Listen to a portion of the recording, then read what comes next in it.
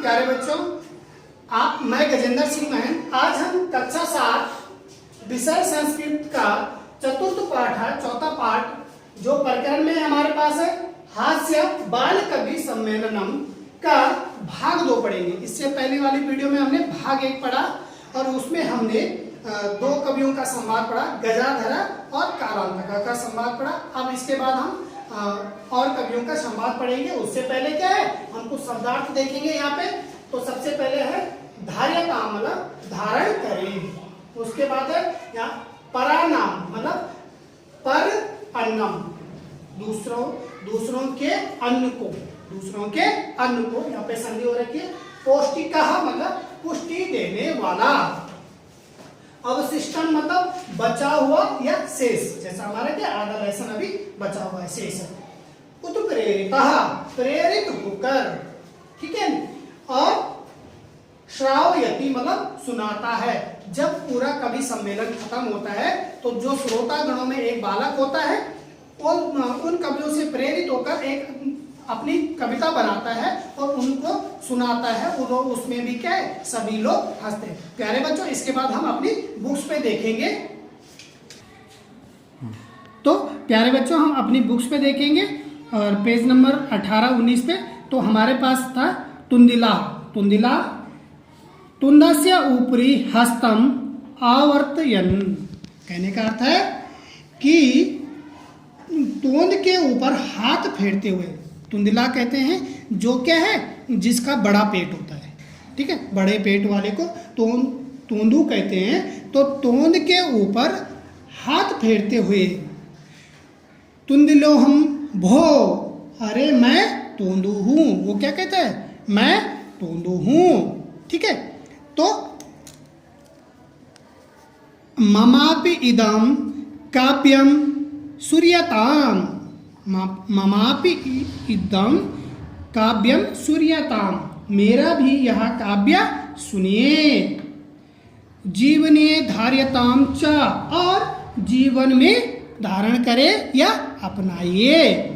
तो क्या सुनाते हो, ठीक है ना। परानाम प्राप्य दुर्बुद्धे, यहाँ पे देखेंगे आप, विस्मय आदि बोधक चिन्ह लगा है। तो ये क्या है, उन्होंने कहा है परानाम प्राप्य दुर्बुद्धे माँ शरीरे दयाम कुरु। पराय भोजन क्या है, पराय भोजन पाकर शरीर पर दया मत कर। पराय भोजन पाकर शरीर पर क्या है, दया मत कर।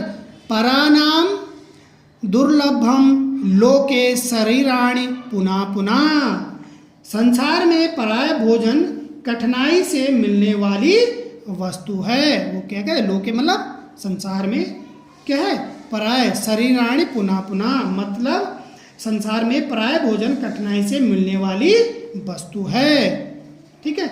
शरीर तो वो कहते हैं कि शरीर तो बार बार मिलते रहते हैं। सर्वे पुनः अट्टहासम कुर्वन्ति, फिर सभी जोर से हंसते हैं, ठीक है ना।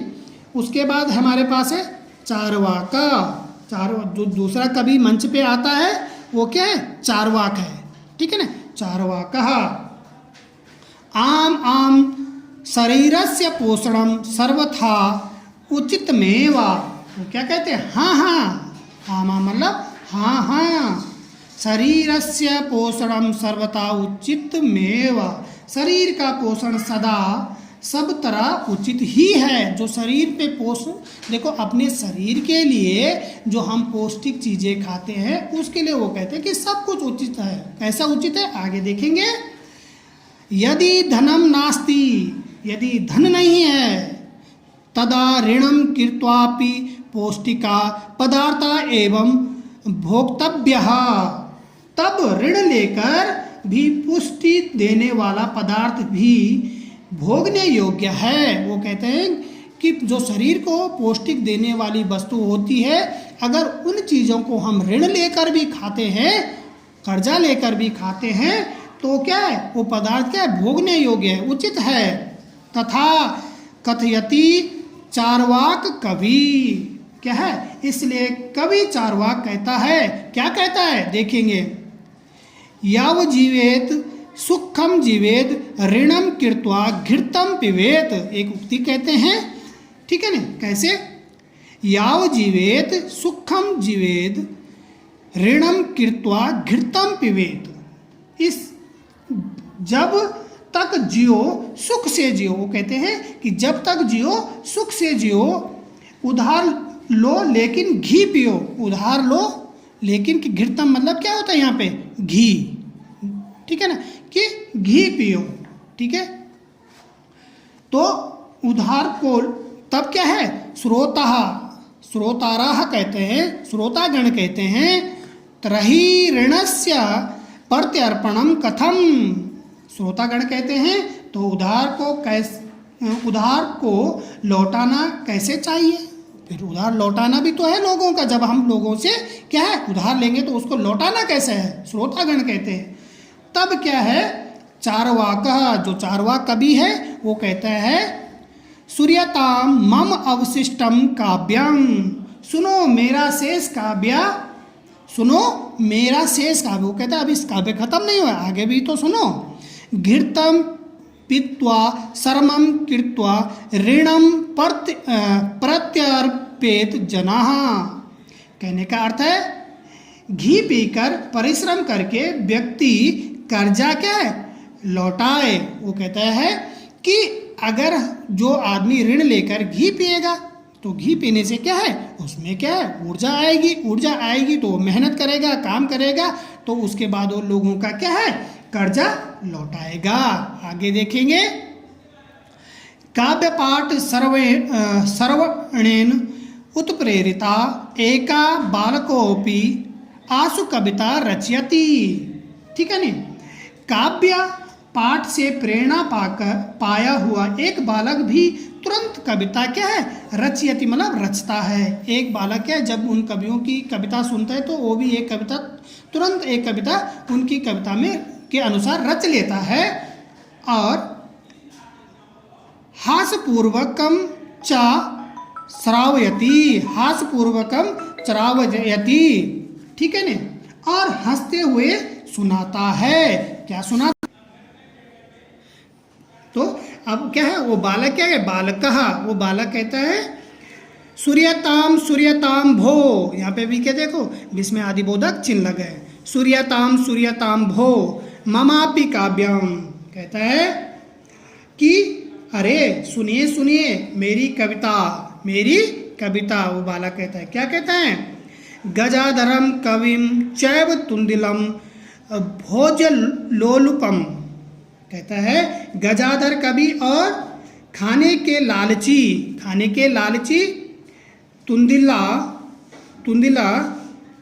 और कालांतकम तथा वैदम चारवाकम च नमाम्यहम, और कालांतक तथा वैद चारवाक को मैं नमस्कार करता हूँ। जो ये कवि जितने भी मंच में आए इन सब की कविता सुनकर मैं इनको क्या है नमस्कार करता हूँ।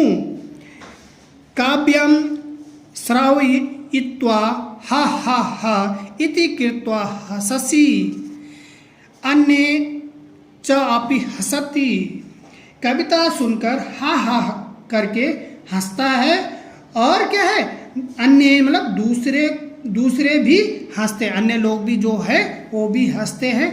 सर्वे गृहं गच्छन्ति, सब घर जाते हैं, और उसके बाद क्या है सब लोग घर को चले जाते हैं। तो प्यारे बच्चों हमने इस पाठ की रीडिंग की, तो आशा करते हैं कि आपकी समझ में आया होगा और इसके शब्दार्थ आप अपनी बुक्स पे देखेंगे, ठीक है ना। और इधर से भी है, और इसके क्वेश्चन आंसर संबंधी मैंने आपको PDF भेजी है। Thank you.